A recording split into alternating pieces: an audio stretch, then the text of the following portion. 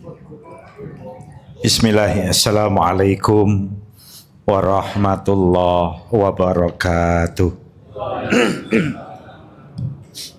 Alhamdulillah. Tsumma alhamdulillah. Alhamdulillahi rabbil alamin wa bihi nasta'in ala umurid dunya waddin. Wassalatu wassalamu ala asrafil anbiya wal mursalin wa ala alihi wa ashabihi ajma'in. Wa asyhadu an la ilaha illallah wahdahu la syarikalah wa asyhadu anna Muhammadan abduhu wa rasuluh la nabiyya wa la rasula ba'dah. Allahumma shalli wa sallim wa barik ala Muhammadin wa ala alihi wa ashabihi wa man tabi'ahum bi ihsanin ila yaumiddin. Faqala Allah Ta'ala fi kitabihil karim, a'udzu billahi minasyaitonir rajim. Ya ayyuhalladzina amanu taqullaha haqqa tuqatih wa la tamutunna illa wa antum muslimun.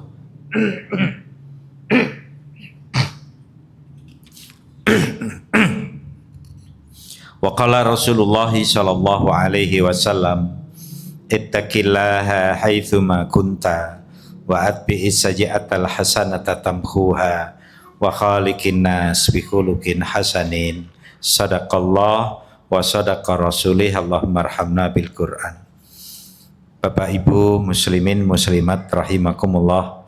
Alhamdulillah, marilah kita panjatkan puji syukur kehadirat Allah Subhanahu wa taala.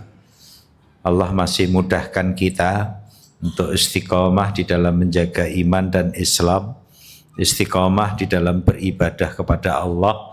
Faman a'tahu dinan faqad ahabbah, maka barang siapa yang Allah memberikan kesadaran untuk terus istiqomah ibadah kepadanya, sungguh dia telah dicintai oleh Allah Subhanahu wa taala.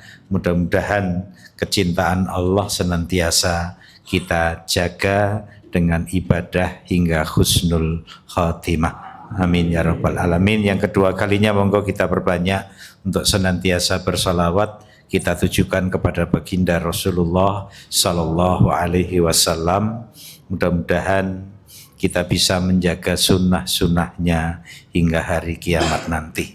Bapak Ibu yang dimuliakan Allah Subhanahu wa taala, sambil menunggu fotokopian, sedang di copy karena kemarin panitia belum menghubungi saya, tapi saya sudah bawa kopian satu. Kita tunggu. Kita akan membahas kitab Al-Wala wal Bara. Satu kitab yang akan menjadikan prinsip kita di dalam berislam ini semakin jelas. Prinsip berislam kita insya Allah akan semakin jelas karena inti daripada agama Islam itu terletak pada kalimat syahadat yang kita ucapkan. Sementara dua kalimat syahadat ini mengajarkan kepada kita untuk memiliki sikap yang jelas, apakah kita ini mukmin ataukah kita ini non mukmin. Rasa nganggo kafir, Pak. Kita mukmin atau non mukmin? Jangan sampai kita di antara keduanya. Penampilan mukmin tapi hati non mukmin. Terus mengke ten kampung dalil, aku mau dadi wong fanatik. Ya. Nah itu manusia abu-abu seperti itu hari ini yang menjadi sebab buku ini dicetak, Pak. Ya. Yang menjadi sebab buku ini dicetak oleh pengarangnya, yaitu Muhammad bin Salim bin Said Al-Qahtani. Kemudian yang kedua, inti daripada la ilaha illallah itu terletak pada cinta dan benci. Cinta dan benci. Siapa yang harus dicintai dan siapa yang harus dibenci. Hanya luar biasanya praktek cinta dan benci yang diajarkan oleh Rasulullah itu istimewa sekali praktek sahabatnya. Sehingga dari situ sepak terjang munafikin itu akan nampak dengan sendirinya karena karakter atau perilaku sahabat yang mereka jelas walak wal baroknya. Walak itu intinya kecintaan, barok itu intinya kebencian. Jadi praktek mencintai itu seperti apa? Praktek membenci itu seperti apa? Ini kadangkala di lapangannya juga terjadi salah paham. Sehingga seringkali kemudian buku ini menjadi sebab dikatakan oleh kaum orientalis, dikatakan oleh liberalis, ini menjadi embrio munculnya radikalisme di satu wilayah. Ya. Sering seperti itu. Mungkin prakteknya indah sekali, Pak. Prakteknya indah sekali. Maka saya sampai memberanikan diri di depan panjenengan untuk mengatakan, nek jenengan gadah tonggo Nasrani,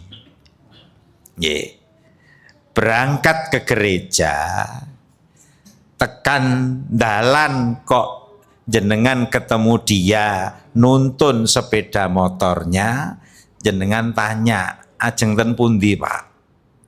Niki ajeng kebaktian. Tapi bensin kula telas. Ambil dompet Pak, belikan bensin, kasihkan ke dia. Nggih.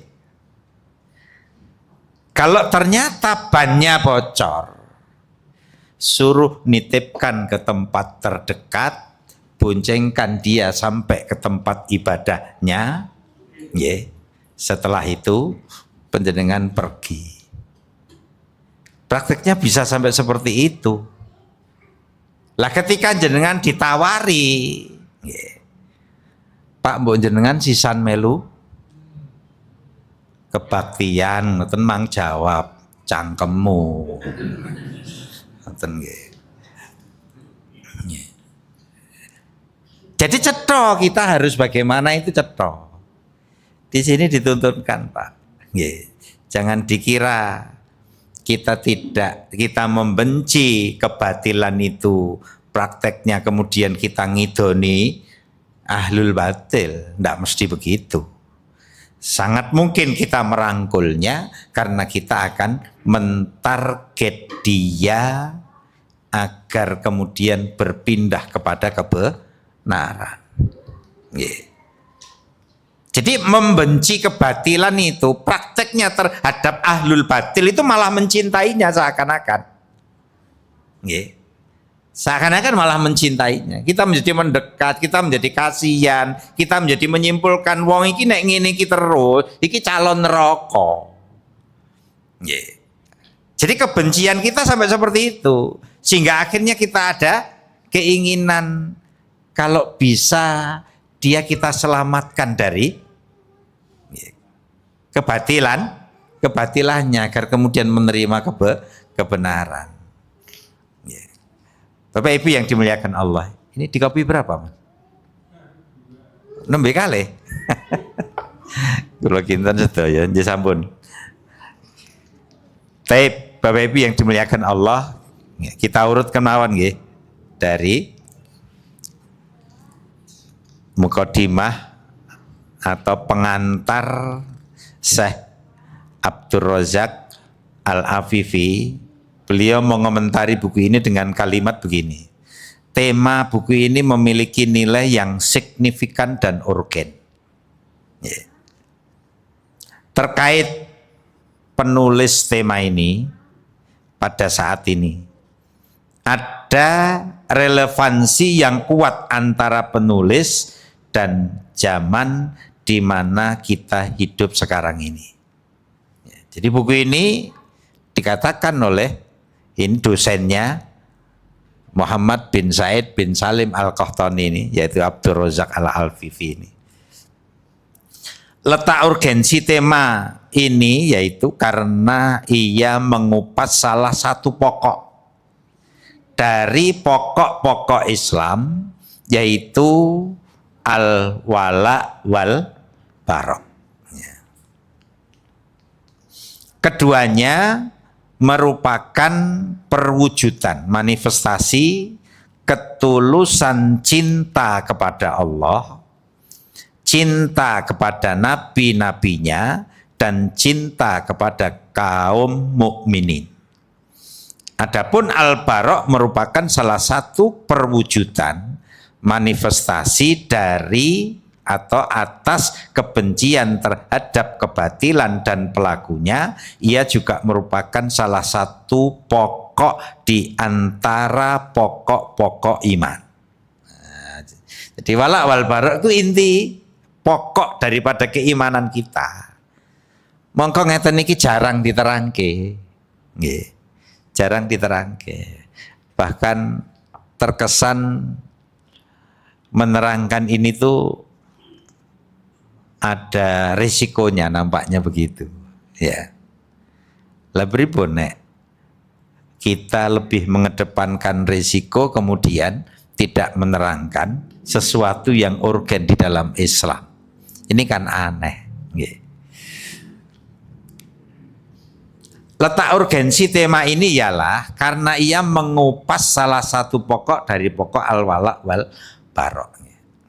Adapun letak urgensi tema ini pada masa sekarang, yaitu karena telah bercampurnya antara wala dan bara', karena keberhasilan kaum orientalis, keberhasilan kaum liberalis yang kemudian ya, itu menjadi prinsip orang-orang yang tidak pernah ngaji, lalu yang ngaji bukannya mempengaruhi, tapi malah terpengaruh oleh mayoritas. Thomas Edison, ya, penemu listrik, yang dengannya kemudian kehidupan manusia ini menjadi luar biasa hari ini. Mosok ngono ya ora entuk ganjaran, Pak. Ya mesake. Nggih ta? Ya mesake. Ndak adil kalau seperti itu. Nggih. Yang ndak pernah ngaji langsung, Pak. Oh ya. Kenapa kok dia Itu karena kepekoannya. Bagi yang ngaji dia mudeng. Ya. Hidup ini ada aturan. Ketika seseorang memang tidak mendaftarkan diri untuk mendapatkan nilai, maka dia ya tidak akan dapat nilai. Iman itu kan daftar, Pak. Saya sering matur, iman itu kan daftar. Kalau tidak daftar, tidak beriman, ya tidak ada pahalanya. Tapi tetap dia akan mendapatkan kebaikan, pengakuan sebagai orang baik dalam hal yang dianggap baik oleh manusia. Tidak ada di dunia ini yang tidak mengakui bahwa penemu listrik itu Thomas Edison. Semua ngakoni, Pak. Jangan kemudian jenengan mengatakan, aku ora ngakoni. Itu ya aneh. Hanya alasannya DN nono. Tidak begitu. Maka saya sering memberi contoh niki putih. Kalau pas ngeten delalah enten pelacur saking mriku buka pintu terus, "Nggih Pak Ustadz, niku putih Pak Ustadz." Terus jenengan pripun, Pak? Hal ini penting nih Pak nggih. Jenengan ya tetap akan mengatakan, "Oh Mbak bener nyat kuwi putih." Ngaten. Harus mengakui, jangan sorasa melu-melu kowe. Gaweanmu dodol bakwane dadak. Ndak begitu orang Islam itu. Ketika dia ngomong benar, kita akui omongannya benar. Walaupun seorang pendusta. Walaupun seorang pendusta, ketika ngomongnya benar, kita katakan benar. Kita katakan benar. Pernah dengar cerita ini Pak, jenengan ngapunten menggo niki nggih. Pernah dengar cerita Abu Hurairah yang didatangi setan? Pernah? Nggih Pak nggih. Lah nggih.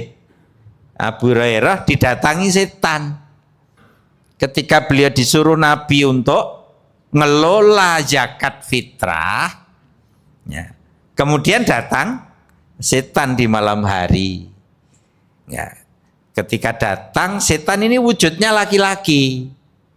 Lalu dia langsung ngambil makanan, maling Pak, nyolong. Maka sama Abu Hurairah langsung ditangkap. Ya, langsung ditangkap oleh Abu Hurairah. Setelah ditangkap, lalu saya akan laporkan kamu Rasulullah. Akhirnya dia ngelembok lah. Ngerere Abu Hurairah, "Mbok tolong saya jangan dilaporkan Nabi. Saya jangan dibawa ke Nabi. Saya itu butuh tenan. Saya itu butuh keluargaku ya butuh tenan." Ya, lalu Abu Hurairah ini kasihan. Setelah kasihan kemudian dilepas. Pagi hari ketemu Nabi. Oleh Nabi ditegur, "Ya Abu Hurairah, piye kondisi tangkepanmu tadi malam?" Kaget Abu Hurairah. Loh Nabi kok ngerti? Makanya dia mengatakan, "Ya Rasulullah, dia merasa butuh dan lain sebagainya, saya kasihan lalu saya lepas." Nabi mengatakan, "Dia berdusta, tapi dia akan balik lagi nemui kamu." Nah, balik betul Pak. Yang kedua, Abu Hurairah sudah siap-siap, Nabi lah mungkin ngapusi gitu. Maka kemudian dia balik betulan. Balik yang kedua langsung nyolong Pak. Ya, balik yang kedua langsung nyolong, ditangkap langsung oleh Abu Hurairah. Lalu Abu Hurairah mengatakan, "Saya akan laporkan kamu ke Rasulullah. Katanya kamu tidak balik lagi. Ternyata kamu balik lagi." Maka dia kemudian ngergek lagi. Ya, saya itu butuh sekali, mbok tolong saya dilepas, jangan kamu tangkap, kamu laporkan Rasulullah karena keluarga saya juga sangat membutuhkan. Ternyata Abu Hurairah masih kasihan lagi, lalu dilepas lagi. Dan yang kedua dia janji, "Sudah saya tidak akan balik lagi mencuri lagi." Ternyata setelah pagi ketemu Nabi, maka kemudian Nabi mengatakan dia berdusta dan dia pasti akan balik lagi, kata Nabi. Ternyata yang ketiga kalinya balik lagi. Ya, setelah balik lagi Abu Hurairah juga siap-siap dan ditangkap lagi. Nah yang ketiga ini kemudian dia mengatakan, "Tolong lepaslah aku. Kalau kamu melepaskan aku, nanti aku ajari kamu satu kalimat yang dengan kalimat itu Allah akan mendatangkan kepadamu seorang penjaga yang kemudian kamu tidak akan didatangi oleh setan hingga subuh." Ternyata setelah ditanyakan apa kalimat itu, ya ternyata bacalah ayat kursi ya dari Allahu la ilaha illa huwal hayyul qayyum sampai akhir ayat. Nanti kalau kau baca itu, maka kamu tidak akan didatangi setan hingga subuh. Setelah pagi ketemu Nabi, ditanya, "Tangkepanmu tak apa ke?" Nabi, ya, dia menjanjikan mengajarkan kalimat yang dengan kalimat itu maka aku tidak akan didatangi setan lagi sampai subuh. Apa kalimat itu? Ternyata saya disuruh membaca ayat kursi dari awal sampai akhir. Nabi mengatakan ya, yang dia ucapkan itu benar walaupun dia pendusta. Jadi walaupun keluar dari lisan pendusta, kalau itu benar ya kita harus muni benar, maksudnya begitu. Oke. Maka bapak-bapak, ibu-ibu yang dimuliakan Allah Subhanahu wa taala, ini ya nasihat untuk kita. Jadi pentingnya wala wal bara. Bahkan antara kebenaran dan kebatilan itu sudah bercampur baur. Sebagaimana dikatakan dalam pepatah Arab, ya, yaitu talatul habil minan nabil. Jadi artinya sudah tidak bisa dibedakan lagi antara satu dengan yang lainnya karena sudah menyatu. Dan pada saat yang sama manusia lupa pada karakteristik kaum mukminin yang membedakan mereka dengan orang-orang kafir. Ya. Saat ini kan penangil Pak. Nggih. Pripun le bedane? Wong jilbabe gede, ning tangane ning dhuwur, nggih, ngikuti iramane napa, Pak? Sing terkenal niki napa? Sing terkenal niki lho, Pak. Oh, berarti niki soleh kabeh niki. Nggih. Ferosa napa-napane sing terkenal niku. Napa, Pak? Ya, ini baru rame-ramenya dangdut campur sari.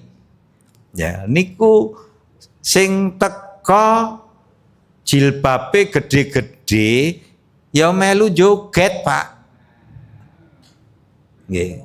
Saya kaget ketika dicegat oleh tukang parkir. Kalau saya kira tukang parkir ngangge lampu nih kok bengi-bengi. Musiknya banter banget lah. Pak, saya mau pengajian di samping situ. Oh nggih. Dikasih jalan. Kula mengo nganan sambil saya lihat lordok ngelirik sithik niku, ya Allah. Lah kok ibu-ibu, putri-putri niku nggih. Juga tangannya ngaten-ngaten niki, Pak. Pripun ya pinggir. Lah mosok awak dhewe harus muni, wah wis kuwi ora muslimah kuwi saitoniah napa ajeng ngoten nggih. Kan ya ora iso, Pak. Tapi jadi limit untuk mengatakan ini muslimah. Ya, nggo contoh ya ndak bisa. Ning arep dikatakan tidak muslimah. Terus ngangge jilbab gampilipun ngoten. Jadi ini menjadi problem dalam berislam kita. Nggih. Jadi problem dalam berislam kita. Ya. Di sisi lain, iman yang ada di hati mereka kian melemah sampai-sampai pada diri mereka muncul indikasi-indikasi yang dibenci oleh orang mukmin. Nggih. Jadi perilaku wong salat, tetapi perilaku itu dibenci oleh orang yang masih beriman, orang yang beriman. Itu terjadi. Sekarang kalau Muhammad bin Salman, nggih Pak, Muhammad bin Salman, apa jenengan muni kafir, Pak? Kan rasanya berat kita ngomong kafir, tapi perilakunya membuat kita anyel. Nek memang dia penjaga Ka'bah, niku kudune ya bela Palestina. Kok iso bela Israel niku lho? Iso bela Donald Bebek iki lho, aneh banget. Lah itu fakta lapangan, nggih. Maka ini nasihat yang luar biasa untuk kita. Mereka lebih dekat kepada bangsa dan negara-negara kafir. Sebaliknya, dalam banyak hal mereka menjauh dari orang-orang mukmin dan tidak ambil peduli. Bahkan tanpa merasa berdosa, mereka merendahkan kedudukan dan kewibawaan orang-orang mukmin serta menganiaya mereka. Nggih. Nah niku sing apik Indonesia, Pak. Ya, Indonesia tumbuh Pak pejabatnya kok nek karo orang Islami nggo sasaran sing rapas heran kula ngian. Kok iso-isone ngoten lho. Ya. Yang memerdekakan Indonesia itu ulama-ulama kita. Yeah. Yang memerdekakan Indonesia itu nek gampangan ini pesantren-pesantren di seluruh Indonesia ini. Ya, sehingga kalau pejabat-pejabat kita ini ngajeni kiai, ngajeni santri, ngajeni kaum muslim itu pas. Seharusnya itu yang dilakukan. Ya. Bukan malah memberikan tuduhan-tuduhan yang terkadang tidak pas. Yeah. Maka bapak-bapak, ibu-ibu yang dimuliakan Allah, ini wala wal barok. Kalau penjenengan membaca sendiri nanti akan mengetahuinya. Melihat fenomena itulah buku ini menjadi sangat urgen untuk diterbitkan pada masa sekarang. Maksudnya semenjak kemarin diterbitkan, atau dulu udah lama ini buku diterbitkan. Dalam menyajikan buku ini, penulis benar-benar mengupas berbagai sisi al-wala wal bara. Penulis banyak menukil perkataan beberapa ulama, memberikan kata pengantar, pendahuluan, dan catatan. Lebih daripada itu, dalam menyajikan prinsip-prinsip wala wal bara ini, penulis tetap berpedoman pada ayat-ayat Al-Quran, hadis-hadis Rasulullah yang sahih, dan asar-asar sahabat, serta generasi salaf yang meniti jalan mereka. Yeah. Jadi niki buku ini insya Allah buku Ahlus Sunnah wal Jamaah. Karena yang dijadikan landasan dalilnya Al-Quran, hadis yang sahih, ucapan para sahabat Nabi, dan ucapan salafus saleh. Yang dulu sudah kita kupas sekilas. Ma'ana alaihi wa ashabi. Ya, jadi prinsip itulah yang dipakai oleh penulis buku ini, sehingga buku ini bisa dikatakan buku yang merujuk pada salafus saleh. Ya. Tak lupa beliau menjelaskan metode penyimpulan dan pembuktian dari berbagai sisi. Juga nomor ayat dan surat, tahrij hadis dan athar, serta penjelasan tentang derajatnya di kebanyakan pembahasannya. Luar biasa Pak buku ini. Buku ini luar biasa. Sehingga buku ini selalu saja ada catatan-catatan di bawahnya. Nek terjemah mboten enten. Tirik-tirik Pak nggih. Saya beri contoh nih. Nggih, tirik-tirik keterangan catatan kakinya. Nggih. Hadisnya sahih atau tidak. Kalau asar itu ucapan siapa? Kalau Ibnu Qayyim di buku apa? Itu semuanya ditulis oleh beliaunya. Jadi ini karena disertasi, maka ini tesis, maaf ya. Karena ini tesis, ini sangat ilmiah. Ya. Buku ini sangat ilmiah. Dan karena sangat ilmiah, derajat nilainya mumtaz. Ya, mumtaz niku padha kalih nguji, Pak. Nggih. Padha kalih ling nguji. Nilainya 100 mumtaz. Tapi Bapak Ibu yang dimuliakan Allah Subhanahu wa taala. Yang terakhir ini pujian dari pengantar ini. Kepribadian penulis sangat terlihat dalam buku tulisannya. Hal itu sekaligus menunjukkan luasnya penelaahan dan kuatnya penelitiannya. Oleh sebab itu, saya memohon kepada Allah semoga buku ini bermanfaat bagi kaum muslimin dan mudah-mudahan Allah senantiasa mempersiapkan ikhwan yang mau meniti jalan penulis ini sungguh besar sekali harapan ini. Dan mudah-mudahan dan memang begitu besar harapan kami, kata pengantar ini, semoga Allah menumbuhkan pemuda-pemuda masa depan di atas prinsip yang lurus ini, prinsip menolong agama Islam dan menghidupkan ajaran yang hilang. Sesungguhnya Rabbku adalah zat yang selalu mengabulkan doa. Abdur Razak Afifi. Bapak Ibu yang dimuliakan Allah Subhanahu wa taala, adapun mukadimah cetakan pertama, mukadimah cetakan pertama, saya langsung mengambil di inti yang ada di sini, yaitu di halaman yang kelima. Karena itu yang paling urgen dari mukadimah ini. Apa itu? Dasar risalah ini, risalah Islam itu adalah kalimat tauhid la ilaha illallah Muhammadur Rasul. Kalimat ini adalah kalimat agung yang kemarin saya sudah menyampaikan ke panjenengan. Ya, jika hidup manusia tidak ada misi la ilaha illallah, maka hidup ini menjadi tidak ada. Tidak ada artinya sama sekali Pak hidup ini. Untuk apa panjenengan duduk seperti ini? Kalau tidak ada la ilaha, nggih napa? Nggih, jenengan lungguh-lungguh ngeten nggih napa?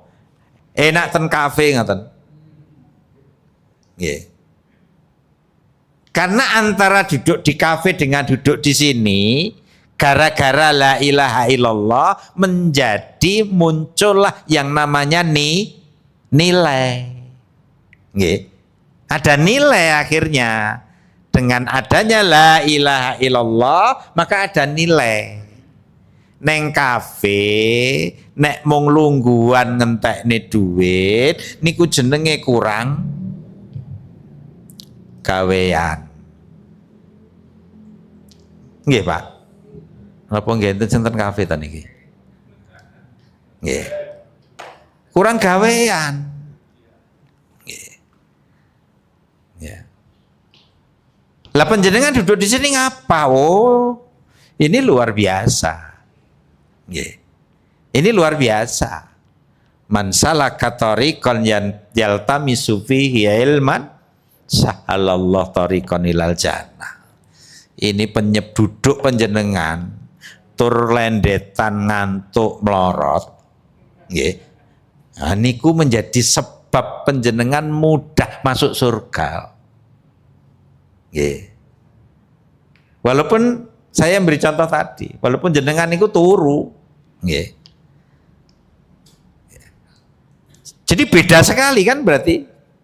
Nah, karena nih nilai, penyebab nilai itu la ilaha illallah, adanya la ilaha illallah. Maka dari situ ada haram, ada halal, ada surga, ada neraka, ada baik, ada buruk, ada hak, ada batil, ada mukmin, ada kafir, ada beriman, ada taat, ada durhaka. Itu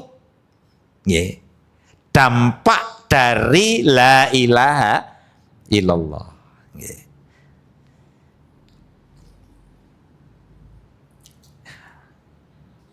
Dinyatakan oleh Ibnu Qayyim Al-Jauziyah, dinyatakan oleh Ibnu Qayyim Al-Jauziyah. Ya.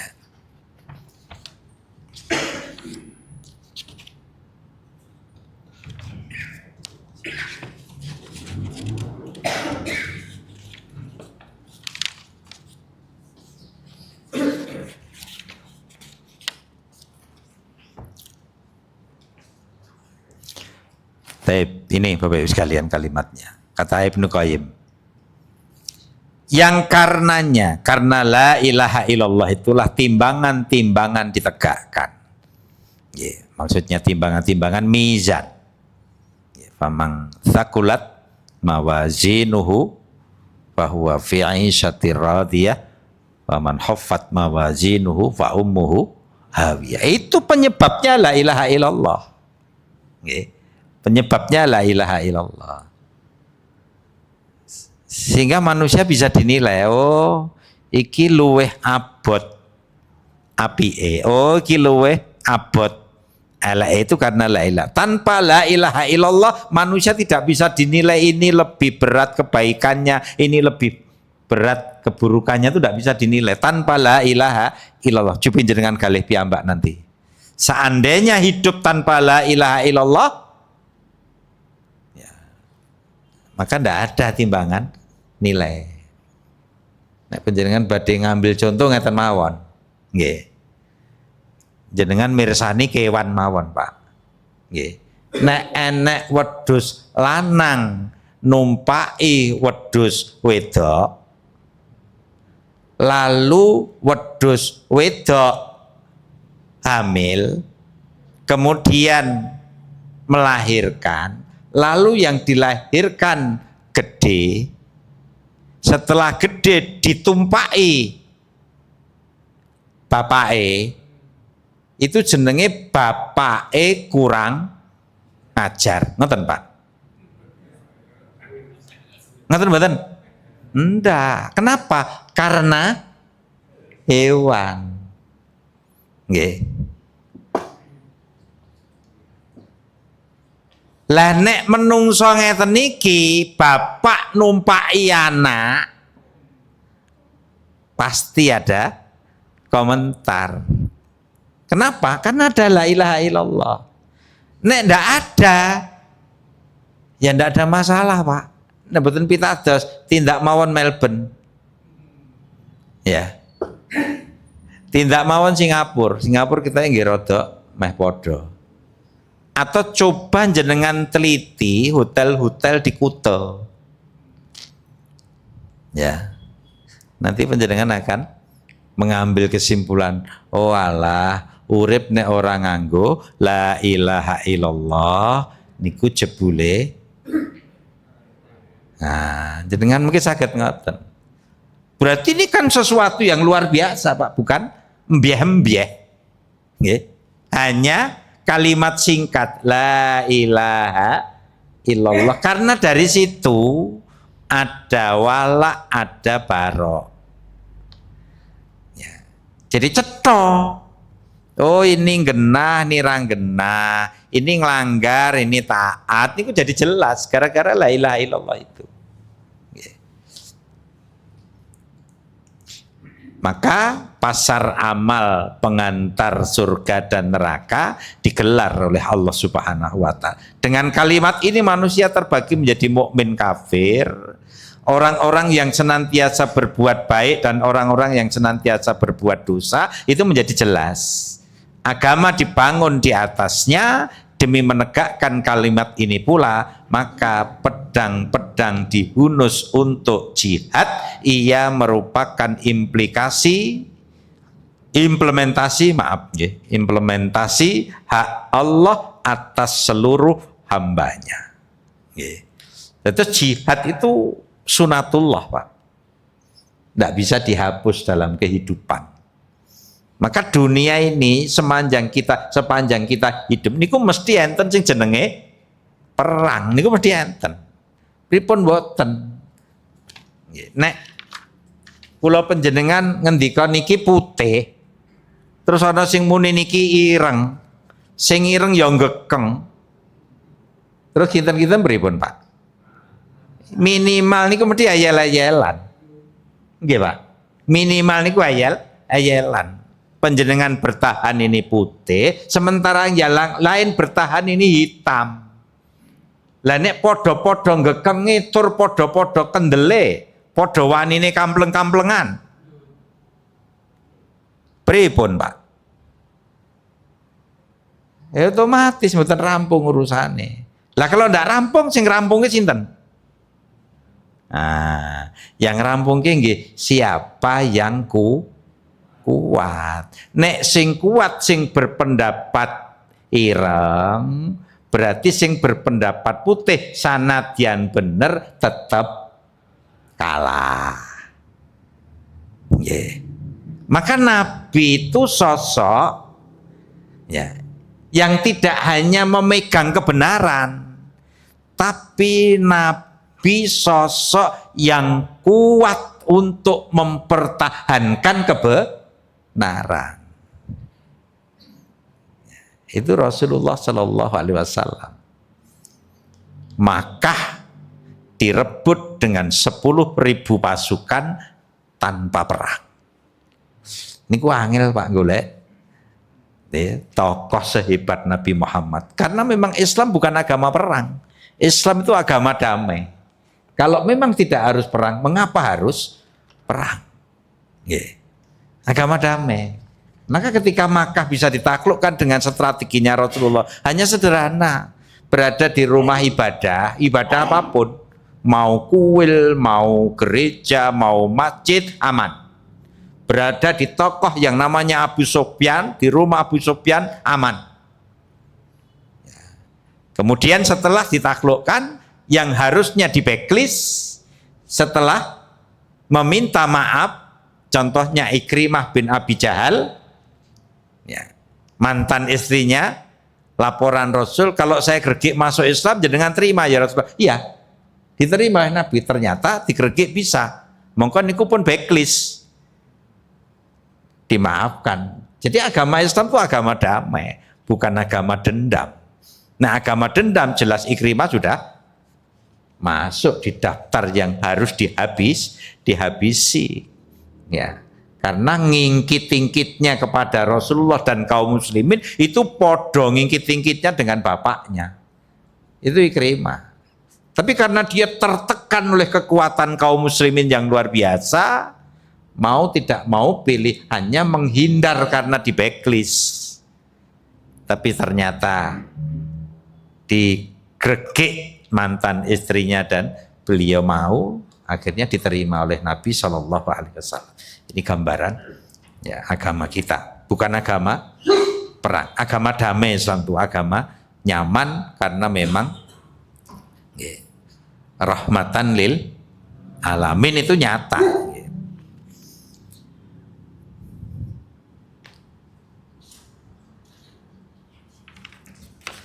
Tapi bapak-bapak, ibu-ibu yang dimuliakan Allah Subhanahu wa taala, hakikat kalimat ini mengetahui ya, segala yang dibawa Rasulullah Shallallahu Alaihi Wasallam.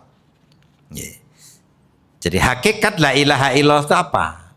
Hakikat la ilaha illallah itu ya kita mempelajari kehidupan Rasulullah. Mempelajari kehidupan Rasulullah otomatis mempelajari kehidupan para sahabat. Ya. Kemudian lanjut, panjenengan mempelajari kehidupan para sahabat, otomatis panjenengan mempelajari kehidupan para sahabat dan orang-orang yang bertemu dengan sahabat. Jadi lari ke sana. Apalagi jika menggunakan nasihat Rasulullah nanti berhenti di tabi'in. Berhenti pada 3 generasi karena Nabi mengatakan khairul qurun qarni tsummalladzi yalunahu tsummalladzi yalunahu. Sebaik-baik masa adalah masaku, kemudian setelah itu. Maka kebenaran itu diukur dengan 3 generasi ini. Ma ana alaihi wa ashabi, itu ukurannya 3 generasi ini. Ya.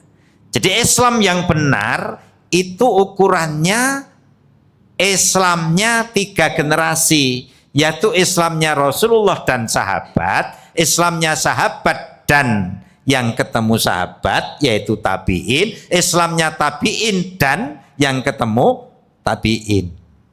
Nah, ini yang jadi ukuran. Dan ternyata karena memang belum lebih dari 1.500 tahun, maka rekam jejak hidup mereka amat sangat mudah untuk direkam, untuk dibukukan, untuk dicari. Sehingga wajar kalau ajaran Islam itu ajaran yang bisa dikatakan paling otentik sejarahnya. Karena memang kurun waktunya masih pendek, Pak. Sementara yang lainnya sudah beribu-ribu tahun. Itu pun juga rekam jejaknya bisa dicari. Kehidupan Nabi Nuh bisa dicari, kehidupan Nabi Ibrahim bisa dicari. Maka kemarin saya matur ke panjenengan, saya terkaget ketika membuka pengajiannya Profesor Dr. Manahim Ali. Karena beliau mengajukan satu pertanyaan, Nabi Ibrahim dibakar api, itu fakta atau fiktif? Ternyata beliau mengatakan fakta. Kalau fakta berarti bisa dilacak. Nah, dari mana melacaknya? Beliau lalu menyuguhkan manuskrip kuno. Jadi cerita orang-orang yang masih dekat dengan kehidupan Babilonia. Nah, di sana ada kisah tentang dibakarnya Nabi Ibrahim. Kaget saya, Pak, ya Allah. Itu sudah ribuan tahun sebelum Masehi. Itu saja bisa direkam. Apalagi Rasulullah yang baru 1500 tahun, ya. Sehingga mudah sekali dicari kehidupan mereka. Itu pun oleh Islam masih disaring, gitu Pak, masih disaring. Sahih itu jika begini. Dhaif itu jika begini. Hasan itu jika begini. Maudhu itu jika begini. Mursal itu jika begini. La aslalah itu jika begini, lengkap sekali. Itu nanti masih dibahas lagi. Perawi hadis itu nggak dibahas. Nek pelupa kedudukan hadis jadi begini. Kalau hafalannya kuat, maka kedudukan hadisnya begini. Pripun liar bantah Islam. Ya. Maka orang-orang yang membantah Islam itu mesti berangkatnya dari kebencian, bukan studi ilmiah. Nek studi ilmiah, ya pasti mereka akan berubah pikiran, kemudian mengagumi Islam, bahkan masuk ke dalamnya. Pasti begitu. Baik, Bapak Ibu yang dimuliakan Allah Subhanahu wa Ta'ala, kita lanjutkan di kalimat ini. Mengamalkannya secara batin dan lahir, merealisasikannya juga dengan cara mendakwahkannya semampu mungkin, senantiasa menyempurnakan dalam rangka cinta kepada Allah, benci karena Allah, memberi karena Allah, menolak atau menahan pemberian karena Allah, serta menjadikan Allah sebagai satu-satunya Tuhan dan zat yang diibadahi. Adapun jalannya ialah meneladani Rasulullah secara lahir maupun batin dan menutup mata hati. Nah, ini walak wal barok, Pak. Dan menutup mata hati dari keinginan berpaling kepada selain Allah dan Rasulnya. Ya. Kalau tidak seperti itu, tidak sampai, Pak. Kalau tidak seperti itu, tidak sampai. Nyun pangapunten. Saya belokkan, mudah-mudahan bisa menyemangati kalau panjenengan sami untuk semakin yakin kepada agama Islam ini. Sudah pernah saya sampaikan, bunyinya laisa lil qulubi surur wala ladzah tammah illa fi mahabbatillah wa taqarrub ilaihi bima yuhibbu wala tumkinul mahabbah illa bil i'rad an kulli mahbubin siwahu wa hadhihi haqiqatu la ilaha illallah wa hiya millah Ibrahim Al-Khalil alaihi salatu wassalam wasairil anbiya wal mursalin salatullah wassalamuhum ajmain. Bapak Ibu yang dimuliakan Allah, manusia, hati manusia tidak akan sampai pada kebahagiaan yang puncak dan kelezatan yang sempurna kecuali jika mereka berada dalam cinta Allah dan mendekatkan diri kepada Allah dengan amalan-amalan yang dicintai oleh Allah. Ini nasihat luar biasa, Pak. Sehingga kalau panjenengan sami rukuk sujud itu sudah menjadi sebab kita mendapatkan ketenangan hidup, berarti kita sudah berhasil, Pak, beribadah kepada Allah. Jadi nek jenengan ra salat niku kok bingung, orang ngaji niku kok bingung, orang maca Quran kok kaya ana sing ilang, itu berarti sudah berhasil. Nyun ngapunten, kan sudah toh Pak? Sampun dereng? Sampun toh nggih? Sudah, kula yakin sudah. Bagi yang sering ngaji ngeten ini mungkin sudah. Nggih. Kalau saya tiap pada subuh hampir tidak pernah saya tinggalkan baca Quran. Niku nek bar subuh ora maca Quran niku ada yang hilang. Ini ada apa? Oh, urung maca Quran ternyata gitu. Jadi ada sesuatu yang hilang. Krungu dan randang mangkat nang masjid niku kaya dioyak-oyak macan. Nggih. Nah, itu namanya sudah hati ini sudah mendapatkan kebaikan dari Allah Subhanahu wa taala. Nah, Bapak Ibu sekalian, kemudian itu tercapai, caranya bagaimana? Wala tumkinul mahabbah illa bil i'rad an kulli mahbubin siwahu. Ndak mungkin panjenengan bisa mendapatkan seperti tadi. Randang maca Quran bingung, randang salat bingung, krungu adzan randang mangkat bingung. Itu ndak mungkin terjadi. Kecuali jika kula panjenengan sami sudah berani meninggalkan, berpaling, mengesampingkan, menomorsekiankan semua yang kita cintai selain Allah. Napa niku? Ya kadang anak, kadang bapak, kadang istri, kadang famili, kadang saudara, kadang mobil, napa meleh? Ternak tani. Ya, kalau itu sudah asik salat sik pamannya, asik maca Quran sik. Ya. Harus begitu Pak, kudu wani. Nek panjenengan sudah wani, insya Allah kebahagiaan hidup diberikan oleh Allah Subhanahu wa taala. Maka inilah millah Ibrahim, nek basa gampil kula, la ilaha illallah nggih ngoten niku Pak. Nggih. Maka sekian persennya kita sudah dapat. Kantun dipun pupuk mawon. Kita pupuk terus dengan pengajian, dengan silaturahmi, dengan dekat orang-orang yang memang senenge bahas sing apik-apik. Kemudian hindari yang hanya ngejai urusan dunya. Biasanya niku malah anak bojo, Pak. Biasane lho.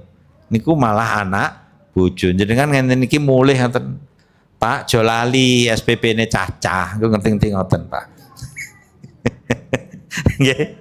Dadi bar ngaji ngeten, teko ngomah ora ngopi sih, alhamdulillah jenengan nih rajin le ngaji, aku melu seneng. Ndak. Teko ngomah ngerti-ngerti langsung, Pak SPP-ne cacah sesuk lho dibayar lho, Jolali lho. Ngerti-ngerti ngoten. Lah itulah kadang-kala menjadi hal-hal yang ya, menyebabkan kita sok-sok tergelincir. Ya, ngaten rumiyin Bapak Ibu yang dimuliakan Allah, mudah-mudahan bisa menambah wacana kita terkait dengan materi ini. Monggo mangke ingkang ngersakaken bisa difotokopi, yes, Pak Tamir sampun ngasto, nggih. Mangke bisa pinjam beliaunya atau ini juga boleh. Nah, monggo nanti teman-teman mau fotokopi ingkang sampun pun nasto Pak Tamir napa yang ada di tangan saya. Subhanakallahumma wa bihamdika asyhadu an la ilaha illa anta astaghfiruka wa atubu ilaik. Walhamdulillahirabbil alamin. Billahi taufiq wal hidayah. Assalamualaikum warahmatullahi wabarakatuh.